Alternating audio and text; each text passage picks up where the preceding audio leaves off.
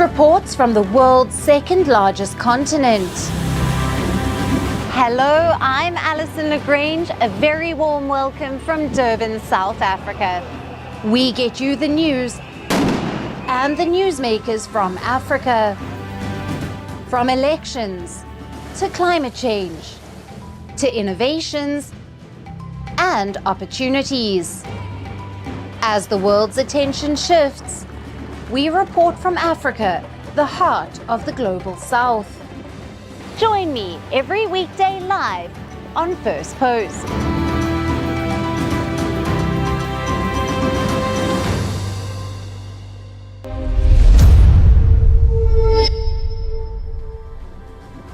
Hello and welcome to First Post Africa, where we get you the top stories from the continent and from across the world.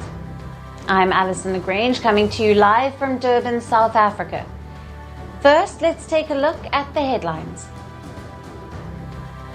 British Prime Minister Keir Starmer condemns the pro-Palestinian protests planned for the second anniversary of the October 7th Hamas attack in Israel, urging students not to participate in the demonstrations. Europe's Airbus breaks a major commercial barrier as its A320 family of planes overtakes the Boeing 737 to become the most delivered jetliner in history. Hundreds of bus drivers in Lima end their strike after government officials agree to hold talks over the widespread extortion fueled by organized crime and the murder of 47 drivers this year. A Thai court jails 11 supporters of former Premier Thaksin Shinawatra over their role in the 2010 anti-government demonstrations, which culminated in an army crackdown that left scores dead. And Tunisian authorities released a man days after he was sentenced to death by a court in the North African country over Facebook posts deemed offensive to President Kais Saied.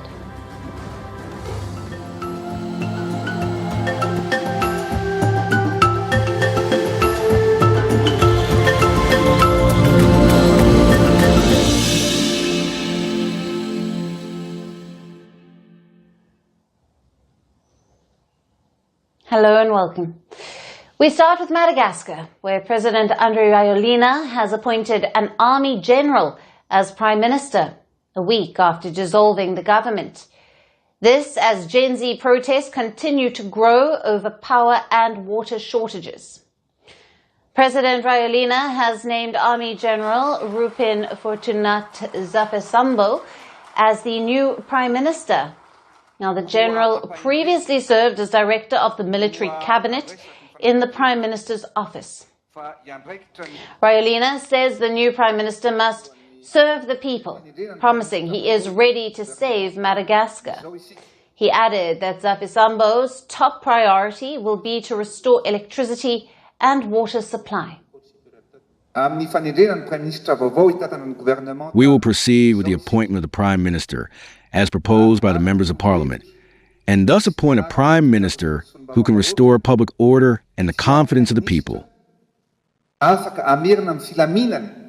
will be openness and listening, which is why we will engage in dialogue and national consultation under the auspices of the FFGAM, Council of Christian Churches in Madagascar.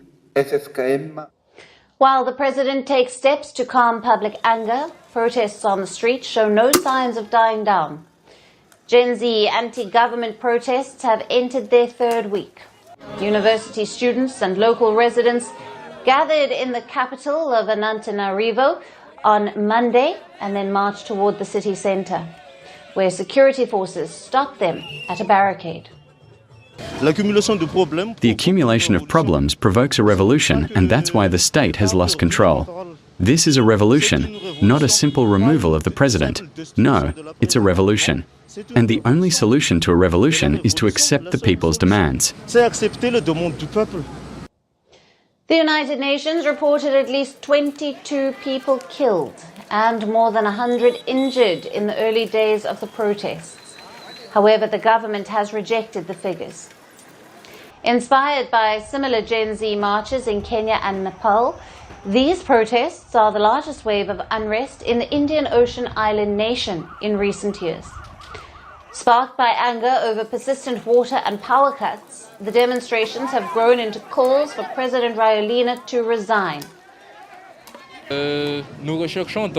So we're just looking for justice, a good leader for Madagascar, because we're in free fall. The country is suffering economically, educationally, environmentally. We can't take it anymore. And that's why young people are still motivated.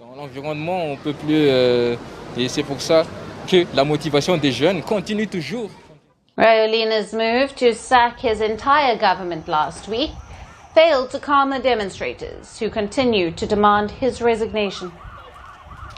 51-year-old Rajoelina, a former DJ and media tycoon, first came to power in a 2009 military coup, and he briefly stepped down in 2014, but was re-elected in 2018, with many viewing his return as a failed bid to deliver promised reforms. In 2009, he said that it wasn't a coup d'etat, that power belongs to the people, and that's what I want. Power belongs to us, and we want to develop the country. We want him to go because he doesn't even know how to lead. He doesn't even know how to run the country. All he knows how to do is party. No, that's not the way to run a country. He's not really a leader.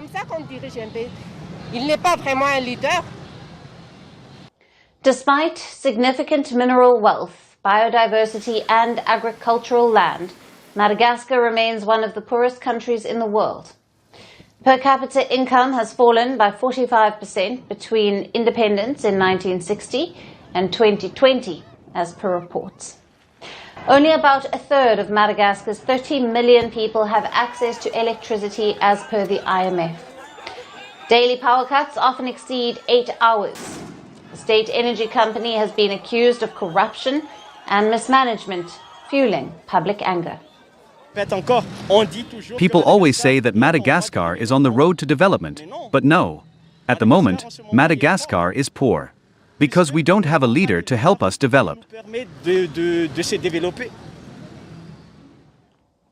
President Rajoelina says he is ready to hear the protesters' grievances, but he has refused to step down. Will his latest move to appoint a new prime minister calm public anger, or will Madagascar's youth push for even greater change? We will continue to track the updates.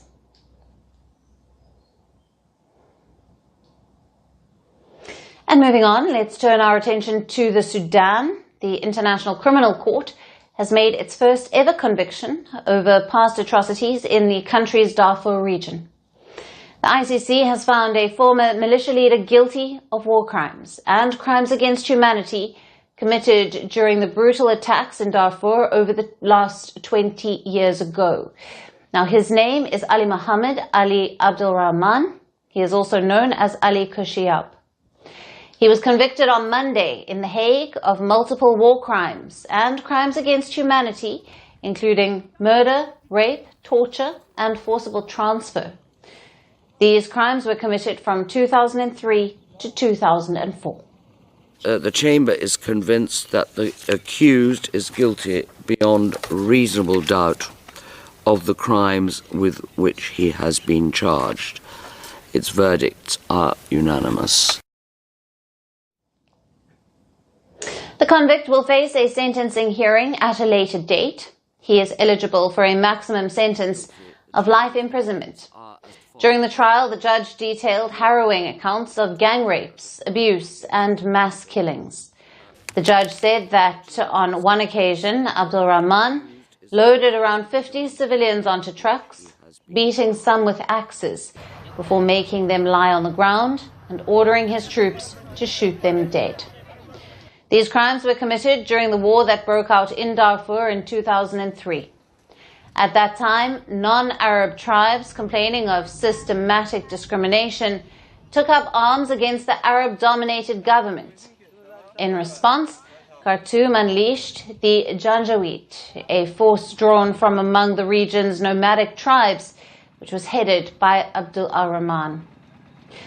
Now, according to the UN, the conflict had killed over 300,000 people and displaced 2.5 million others. Sudan's president at the time, Omar al-Bashir, is also wanted by the ICC for crimes including genocide, but he has not been handed over to The Hague yet. Now, the former militia leader, Abd-Al-Rahman, has denied all the charges against him in the trial, which opened in April of 2022, insisting the court was prosecuting the wrong man. Last year in December, he told the court that he didn't even know who Ali Kushiab was, but the judges rejected his defense. In 2020, Abd-Al-Rahman had fled to Central African Republic when a new Sudanese government said it would cooperate with the ICC's investigation.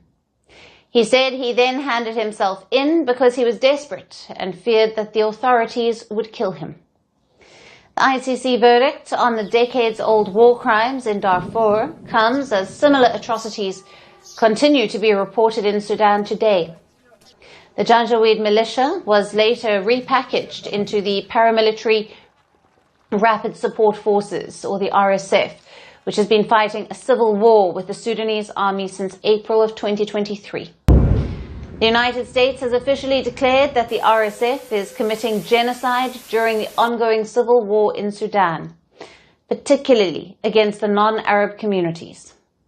The ongoing war between the Sudanese army and the RSF has killed tens of thousands and has displaced millions to date.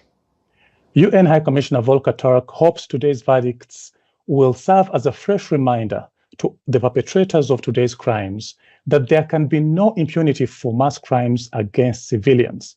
A reminder to them that they too will be brought to justice one day for grave violations of the law. The ICC verdict is being hailed as a historic day in the path of Sudanese justice and a stern warning for the perpetrators committing crimes in the country.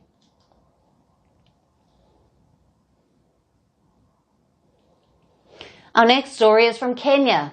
The East African powerhouse is facing a severe crisis: homelessness. Tens of thousands are forced to sleep on the streets in Kenya, left with the daunting challenge of finding affordable housing. Estimates suggest the homeless population has risen significantly in recent years, with the crisis most acute in major cities, including the capital of Nairobi. Now, the last national census of street families in Kenya was conducted in 2018. At that time, about 47,000 people were living on the streets, but the number is believed to have doubled since then. The government has not yet released results from the nationwide street family census that started in June this year. However, recent data from Kenya National Population Policy for Sustainable Development shows that informal settlements house around 50% of Nairobi's population. The crisis is visible on the streets. Poverty, forced displacement, and limited access to affordable housing have left thousands with nowhere to turn. This affects people of all ages, from adults to children. I have been living on the streets for 10 years, and there are very many challenges in the streets. For instance, it gets very cold at night. Most of the time we are hungry, the kids crying. As if that is not enough, the police usually beat us at night. It is not like we do not have a government. We are asking our government, especially the President Ruto, referring to President William Ruto of Kenya, to give us jobs so we can stop suffering like this.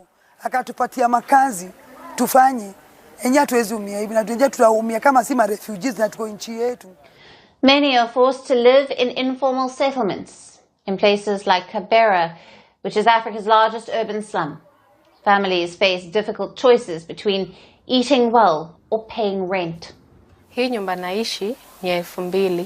pay around 2,000 Kenyan shillings per month in this mud house, which is not even in good condition, and even the roof leaks. The landlord does not care and is very harsh with rent. If he says rent is due on 5th, and you fail to pay on time, he locks the door, or even throws out your stuff. You are forced to work hard to pay for the house. The biggest driver of the homelessness crisis is rising poverty. High inflation and unemployment have made rent unaffordable for many. Falling into poverty leaves families vulnerable to losing housing. Many migrate to cities seeking opportunities, but the supply of affordable housing lags behind demand. Some of the causes of homelessness could be lack of adequate housing for the people of low income, and then lack of job opportunities that would make these people afford appropriate housing for themselves. Kenya faces an estimated housing deficit of 2 million homes, according to the World Bank. To address this, the government is constructing over 100,000 homes through its affordable housing program. Last month, President William Ruto proposed creating a multilateral coalition to tackle the global housing crisis. Despite these efforts, challenges remain. Land acquisition, infrastructure development, and financing continue to slow construction. Some citizens also express concerns about the affordability of the housing units. The homelessness crisis in Kenya shows no easy solutions. Despite government housing initiatives, thousands are still on the streets.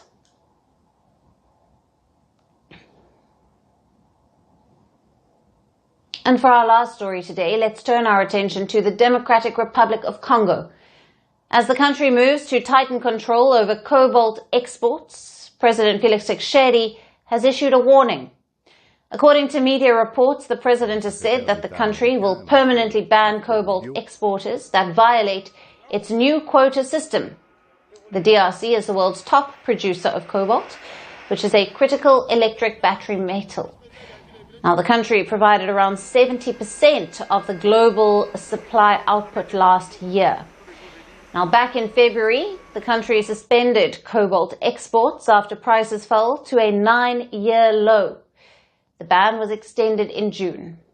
Last month, the country announced that it will lift the cobalt export ban on the 16th of October, and that the ban will be replaced by the annual export quotas.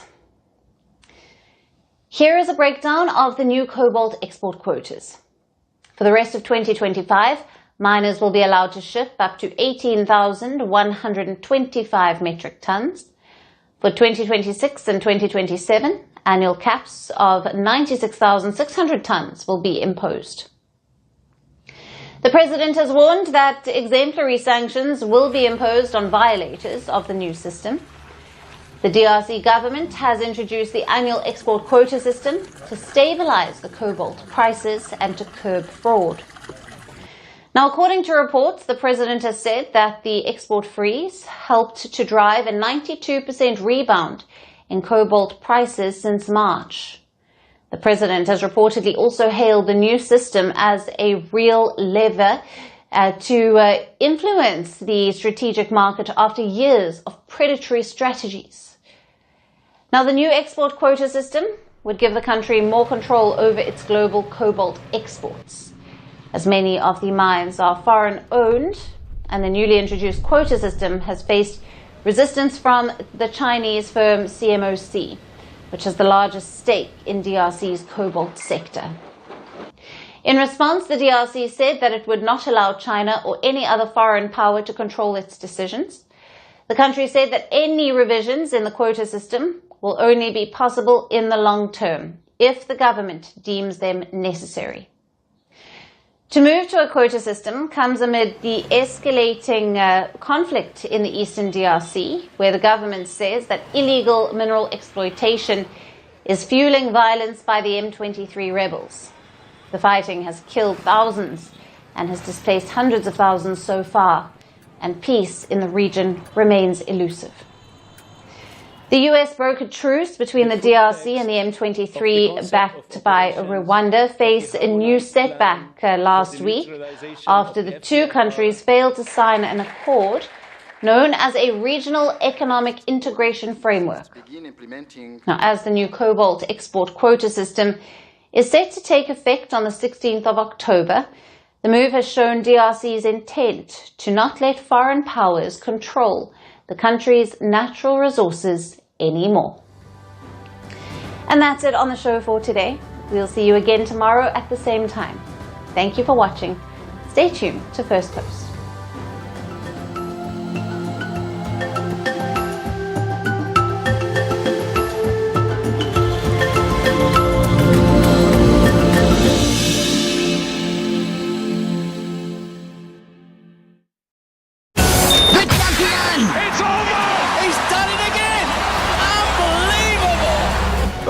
Straight into the roof of the net. Nice one. Straight down the middle. So a good... Hi, you're watching First Post. I'm Rupin Fortunat Zafisambo. Let's get started.